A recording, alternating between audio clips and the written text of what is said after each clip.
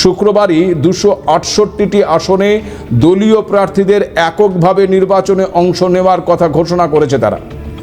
এর আগে বৃহস্পতিবার অনেক রাত পর্যন্ত আসন সমঝোতা নিয়ে দফায় দফায় আলোচনা শেষে 10টি দলের আসন সংখ্যা ঘোষণা করেন বাংলাদেশের জামাতে ইসলামের আমির শফিকুর রহমান। সেই তালিকায় নাম ছিল না বাংলাদেশ ইসলামী আন্দোলনের। মাত্র 47টি আসন ইসলামী আন্দোলনের জন্য রেখে 253টি আসনে প্রার্থী ঘোষণা করা হয়। ইসলামী আন্দোলনের তরফে 100টি আসনের দাবি করা হয়েছিল, কিন্তু জামাত নেতারা কিছুতেই তাদের 50টির বেশি আসন দিতে রাজি হননি, যার জেরে শুক্রবার জোট ছেড়ে বেরিয়ে এককভাবে লড়াই করার কথা ঘোষণা করেছেন দলটির যুগ্ম মহাসচিব এবং দলের মুখপাত্র গাজী আতাউর রহমান। তিনি জানিয়েছেন, 270 আসনে আমাদের মনোনয়ন জমা দেওয়া হয়েছিল, 2টি বাতিল হয়েছে, অর্থাৎ 268 আসনেই ইসলামী আন্দোলন প্রতিদ্বন্দ্বিতা করবে। তারা কেউই মনোনয়ন প্রত্যাহার করবে না। বাকি 32টি আসনেও মনোনয়নপত্র প্রত্যাহারের পর অংশ নেওয়া যোগ্য প্রার্থীকে সমর্থন করবে ইসলামী আন্দোলন। তবে জামাতিদের জোট থেকে বেরিয়ে সেই নির্বাচন প্রক্রিয়া নিয়ে প্রশ্ন তুলেছেন ইসলামী আন্দোলনের নেতা আতাউর রহমান। শুধু বাংলাদেশ ইসলামী আন্দোলন নয়, জামাত জোট থেকে বেরিয়ে গেছেন একাধিক জাতীয় নাগরিক পার্টি মানে এনসিপির নেতারাও। মূলত জামাতের সঙ্গে জোটের কারণেই বেরিয়ে গেছেন নাহিদ হাসনাতদের সহযোগীরা।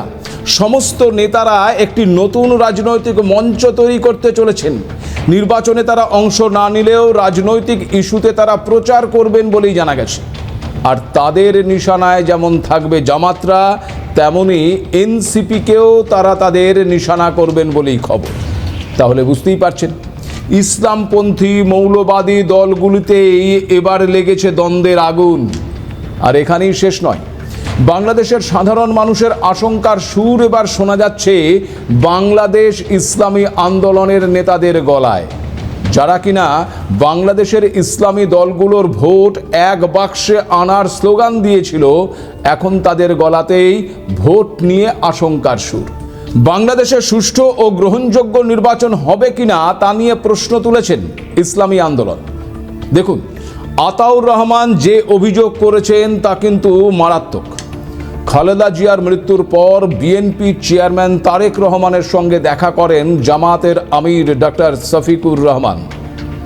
আর এই সাক্ষাৎ নিয়েই সংশয় প্রকাশ করে আতাউর রহমান বলেছেন, প্রতিদ্বন্দ্বী দলের সঙ্গেই সমঝোতা করে এসেছেন। এক্ষেত্রে একটি পাতানো নির্বাচন হবে কিনা সেই শঙ্কাও তৈরি হচ্ছে। এখানে একটা বিষয় আপনাদেরকে জানিয়ে রাখি যে বাংলাদেশের সংসদ নির্বাচনে 300 আসনের মধ্যে জামাতে ইসলামী একাই লড়াই করবে 179টি আসনে। নিজেদের বিপ্লবী দাবি করা ছাত্রদের এই দল, যারা হাসিনা সরকারকে উৎখাত করলো, ইউনূসকে ক্ষমতায় বসালো, জামাতদের জাগ্রত করলো, তাদের ভাগ্যে জুটেছে মাত্র 40টি আসন। আর বাকি জোট সঙ্গীদের মধ্যে বাংলাদেশ খেলাফত মজলিস 20টি, খেলাফত মজলিস 10টি, লিবারেল ডেমোক্রেটিক পার্টি 7টি, আমার বাংলাদেশ পার্টি 3টি এবং বাংলাদেশ ডেভেলপমেন্ট পার্টি ও নিজামে ইসলাম পার্টি 2টি করে আসনে প্রার্থী দেবে। অর্থাৎ নিজেদের হাতেই ক্ষমতা রাখতে মরিয়া জামাতে ইসলামী। উদ্দেশ্যটা পরিষ্কার, বাংলাদেশ জুড়ে জামাতরাই শুধু দাপাদাপি করবে। কিন্তু জামাতদের সেই বাড়া ভাতে কি তবে এবার ছাই পড়তে চলেছে? সমীকরণটা বদলাতে চলেছে বাংলাদেশের রাজনীতির। বাংলাদেশের নির্বাচনী ময়দানে আসল কলকাঠি নাড়ছে কে? বাংলাদেশের পরিস্থিতির উপর কিভাবে নজর রাখছে ভারত? দেখুন, আসন্ন বাংলাদেশ নির্বাচনের দিকে যে শুধুমাত্র বাংলাদেশের আম জনতাই তাকিয়ে রয়েছে তা কিন্তু নয়, বাংলাদেশের নির্বাচনের দিকে তাকিয়ে রয়েছে ভারতও। কারণ যে পরিস্থিতিতে এবার বাংলাদেশের নির্বাচন হতে চলেছে তা ভূ রাজনৈতিক প্রেক্ষাপটে অত্যন্ত গুরুত্বপূর্ণ। বাংলাদেশ একটি স্বাধীন দেশ। সে দেশের মানুষ বা রাজনৈতিক ব্যক্তিত্বরা মনে করতেই পারেন যে তারা স্বনির্ভর হয়ে উঠবেন, নিজেদের পায়ে ভর দিয়ে চলবেন। এতে কোনো অসুবিধে থাকার কথা নয়।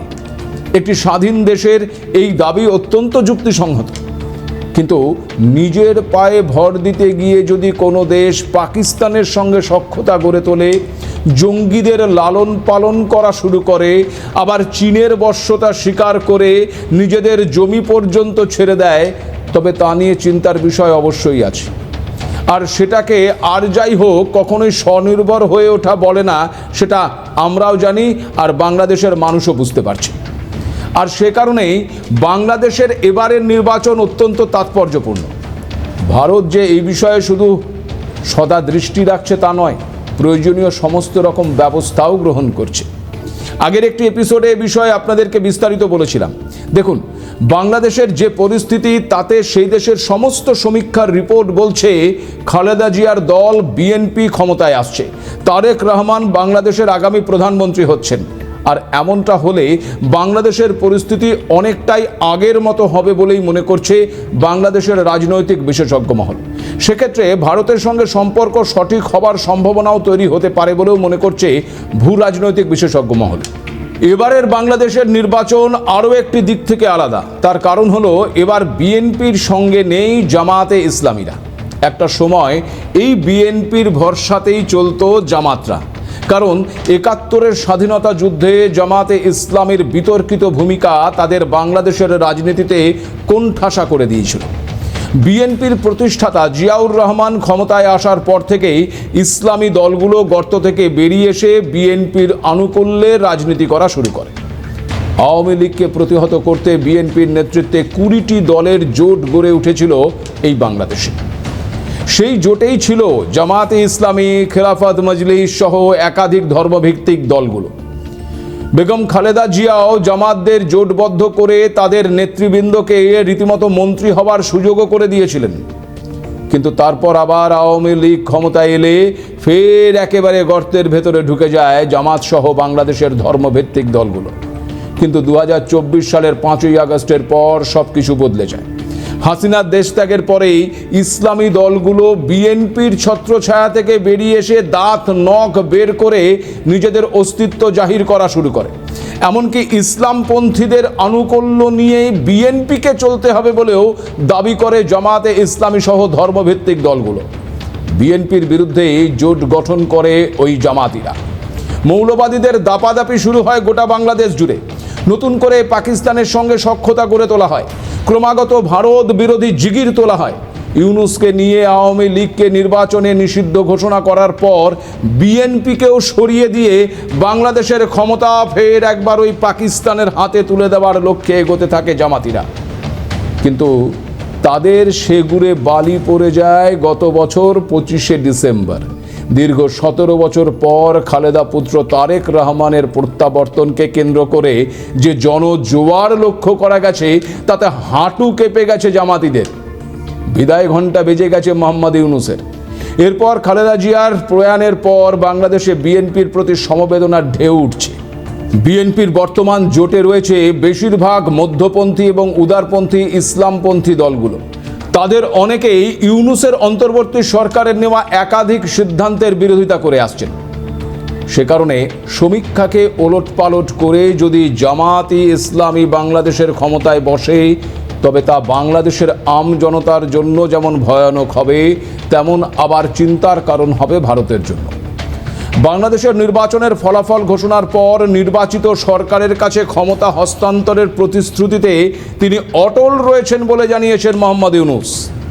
আর চিন্তাটা তো সেখানেই। ইউনূস যে বাংলাদেশের মসনদে আর বেশি দিন নেই, তা তো সবাই জানে। কিন্তু রাষ্ট্রপতি হয়ে আবার এই ইউনূস ক্ষমতার অলিন্দে ফিরে আসবে না তো? দেখুন, বাংলাদেশের মানুষের রায় তাদের দিকে নেই, কিন্তু হুমকি, সন্ত্রাস আর ভোট চুরির মাধ্যমে যদি জামাতে ইসলামী নিজেদের ক্ষমতা কায়েম করে, তবে ইউনূসের রাষ্ট্রপতি হবার সম্ভাবনা প্রবল। যেভাবে বদলে যাওয়া এই বাংলাদেশে হিন্দুদের ওপর লাগাতার হামলা চালানো হয়েছে, তার পেছনে যে আতঙ্কের পরিবেশ সৃষ্টি করার উদ্দেশ্য কাজ করছে, তা বুঝতে বিরাট রাজনৈতিক বিশেষজ্ঞ হওয়ার কোনো প্রয়োজন নেই।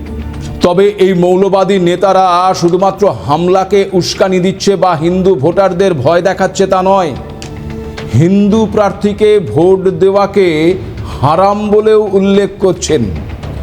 ভয়েস অফ বাংলাদেশ হিন্দুর তরফে সমাজ মাধ্যমে যে ভিডিও পোস্ট করা হয়েছে তাতে এক মৌলবীকে বলতে শোনা যাচ্ছে হিন্দুদের ভোট দেওয়া জায়েজ নয়, কাফেরদের ভোট দেওয়া হারাম।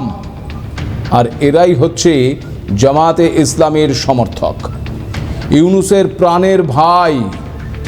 দেখুন, বিএনপি ইতিমধ্যে তাদের যে রাজনৈতিক মতবাদকে সামনে এনেছে তাতে এক ব্যক্তির আধিপত্য রোধ করতে রাষ্ট্রপতি এবং প্রধানমন্ত্রীর মধ্যে ক্ষমতার ভারসাম্য আনার জন্য সংস্কারের প্রস্তাব করেছে।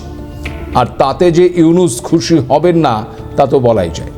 অন্যদিকে আবার এই মুহূর্তে ভারতকে বেকায়দায় ফেলতে বাংলাদেশের এই মৌলবাদী শক্তিকে ইন্ধন যোগাতে পারে শক্তিশালী দেশগুলো। কারণ চীন কিংবা আমেরিকার কাছে পাকিস্তান, বাংলাদেশ, শ্রীলঙ্কার মতন দেশগুলো বশ্যতা স্বীকার করলেও ভারত একমাত্র দেশ যে এখনো শিরদাঁড়া সোজা করে দাঁড়িয়ে রয়েছে। ফলে ভারত তাদের কাছে মাথা ব্যথার কারণ। আবার ভারতকে বাদ দিয়ে তারা কিছু করতেও পারছেন না। এমন একটি অবস্থায় বাংলাদেশের নির্বাচন ভারতের কাছেও ভীষণভাবেই তাৎপর্যপূর্ণ। দেখুন, এই মুহূর্তে শেখ হাসিনার পক্ষে বাংলাদেশে যাওয়া সম্ভব নয়। আবার ইউনূসরা যতই মাথার চুল ছিঁড়ুক, হাসিনার প্রত্যাবর্তন ভারতের ইচ্ছের উপরই নির্ভর করছে। এই অবস্থায় পরপর ঘটনাগুলোকে একটু সাজিয়ে খেয়াল করে দেখুন। অস্থির ও অশান্ত বাংলাদেশে 17 বছর পর তারেকের প্রত্যাবর্তন, তাকে কেন্দ্র করে জনতার ঢল। খালেদা জিয়ার মৃত্যুর পর ঢাকায় গিয়ে তারেক রহমানের সঙ্গে ভারতের বিদেশমন্ত্রী এস জয়শঙ্করের সাক্ষাৎ। আবার জয়শঙ্করের সামনে ইউনূসের উপদেষ্টা মণ্ডলীর সদস্যের হাত জোর করে বসে থাকা। ভারতের বিদেশমন্ত্রী ঢাকায় গেলেও ইউনূসের সঙ্গে দেখা না করা। আসন নিয়ে বিএনপি বিরোধী জামাত জোটে ভাঙন। বাংলাদেশ ইসলামী আন্দোলনের জোট ছেড়ে বেরিয়ে আসা। আবার জামাতের হাত ধরায় এনসিপির একাধিক নেতার দল ছেড়ে বেরিয়ে যাওয়া। এই ঘটনাগুলি কি বাংলাদেশের হাওয়া বদলের ইঙ্গিত দিচ্ছে? এসব কিছুর পেছনে কি কেউ তবে কলকাঠি নাড়ছে? দেখুন, ভারত কিন্তু সতর্ক রয়েছে। সীমান্ত সুরক্ষার সব রকম ব্যবস্থা নেওয়া হচ্ছে। নতুন সেনা ঘাঁটি নির্মাণের পাশাপাশি দ্বিতীয় বিশ্বযুদ্ধের সময়কার বিমানবন্দরগুলোকে নতুন করে খোলার কাজ চলছে। বাংলাদেশের দিকে হলদিয়া বন্দরেও ভারতীয় নৌসেনার ঘাঁটি নির্মাণ করা হচ্ছে। মানে সব দিক থেকেই ভারত প্রস্তুত। তবে যুদ্ধ নয়, শান্তি চায় ভারত। আর তার সবটাই নির্ভর করছে বাংলাদেশের নির্বাচনী ফলাফলের উপর, তাই নয় কি? আজ এ পর্যন্তই। নমস্কার।